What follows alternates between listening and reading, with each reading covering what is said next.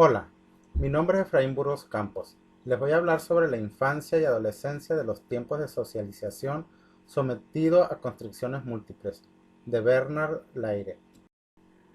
La infancia y la adolescencia son dos periodos a través de los cuales pasan todos los individuos. Durante este proceso de socialización en la sociedad y estos periodos son los que determinan la formación de identidad, personalidad y cultura en cada uno de ellos. Estas etapas están marcadas por socializaciones múltiples, las que a menudo son complejas y contradictorias, como lo son la familia, pares iguales y la institución escolar. Por eso, pensar sociológicamente a los niños y los adolescentes implica comprender su lugar en el seno de diferentes configuraciones de las relaciones de interdependencia entre los actores que componen el universo familiar, el grupo de pares y la institución escolar,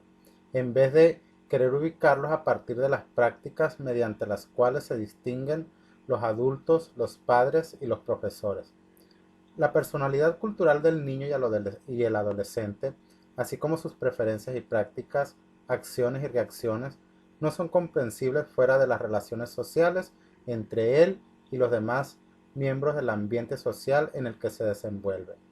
Es por eso que el niño, luego adolescente, construye sus habilidades mentales y de comportamiento a través de las formas que toman las relaciones de interdependencia con las personas que le rodean de manera continua.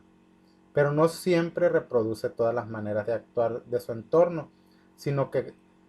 conforman su propia modalidad de comportamiento en función de las diferentes configuraciones sociales en las que se. En sociología, la socialización es el movimiento mediante el cual la sociedad modela a los individuos que viven en su seno. Las funciones de la familia respecto a la socialización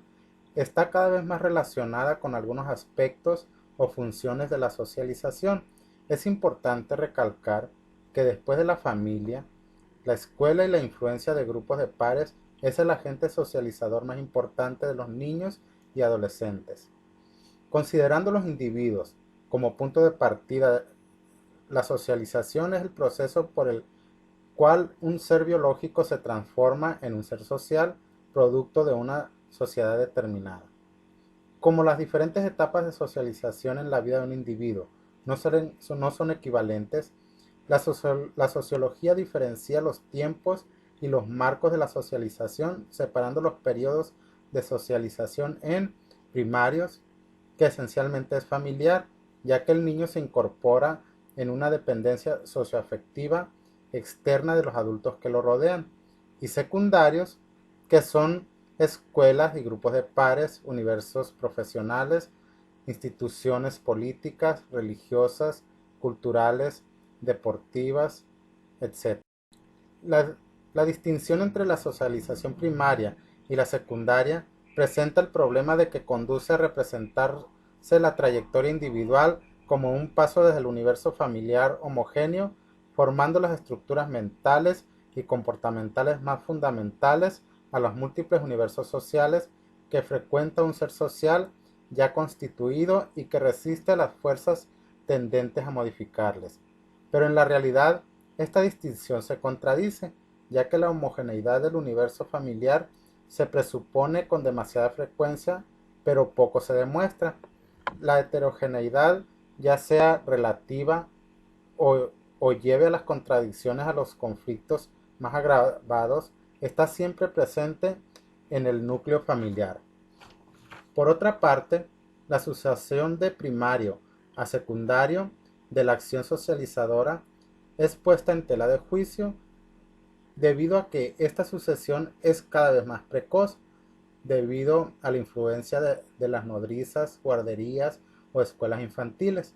No se puede hacer como si los programas de socialización implícitos de estos diferentes universos sociales fueran forzosos y sistemáticamente armoniosos respecto al universo familiar. La tendencia que lleva a ser del adolescente, del joven o de los jóvenes una entidad cerrada sobre sí misma, una especie de pueblo aislado con su cultura, su lenguaje e identidades propias, es muy grande, tanto en los discursos comunes como en los discursos pretenden- pretendidamente sabios. Un ejemplo muy claro es el que escribe Paul Jonet en su obra titulada Juegos, Modos y Masas, cuando escribe con respecto a la gente adolescente sobre la constitución de una población cosmopolita de adolescentes alrededor de una cultura rock y la horizontalidad de una generación de masas que elabora un lenguaje internacional. Un ensimismamiento de la tendencia, al igual que el de la infancia e incluso de la juventud, es una consecuencia desfavorable del hecho de definir la adolescencia por lo que se reivindica como específicamente adolescente o joven. Se caracteriza este periodo de la vida haciendo hincapié en los aspectos mediante los cuales los adolescentes procuran distinguirse de los otros niños o mayores, pero al proceder de esta manera se crea un retrato totalmente ficticio del adolescente. El sentimiento de una especialización prematura de los investigadores en ciencias sociales ha sido experimentado por muchos sociólogos. La sociología actual aún no ha salido de su estatus de ciencia naciente como para interpolar los objetos en partes cada vez más pequeñas. Las demarcaciones son más dañinas para la comprensión sociológica debido a que los ámbitos de las prácticas o la esfera de las actividades así separadas por el analista mantienen lazos de interdependencia en la realidad a través de los individuos que pasan posteriormente de uno al otro, de un lado al otro y sufren sus fuerzas respectivas, a veces contradictorias. Y el problema es incluso mayor cuando estos ámbitos de prácticas o esferas de actividad se dan dentro de las relaciones de competencia, de complementariedad o de compensación en la vida de los individuos. Sistematizando el estudio de las variaciones intraindividual de los comportamientos sociales, se ha podido así evidenciar que las prácticas sociales individuales resultan incomprensibles si no se reconstruyen los marcos de socialización y de influencia que pesan sucesiva, pero sobre todo simultáneamente, sobre los individuos en cuestión. Trabajar sobre las variaciones intraindividuales de los comportamientos y las actitudes obliga al sociólogo a extender su campo de observación para llevar a cabo el seguimiento de los individuos en situaciones diferentes de su vida social, áreas o subáreas de prácticas, circunstancias diferentes de la práctica, etc. Cuando se estudia a los individuos en un contexto particular o una dimensión particular de su existencia, se corre el riesgo de caer en una generalización abusiva deducida del análisis de los comportamientos estudiados, unas actitudes o unas disposiciones generales que a veces solo son pertinentes respecto a un área bien delimitada de prácticas. Los individuos,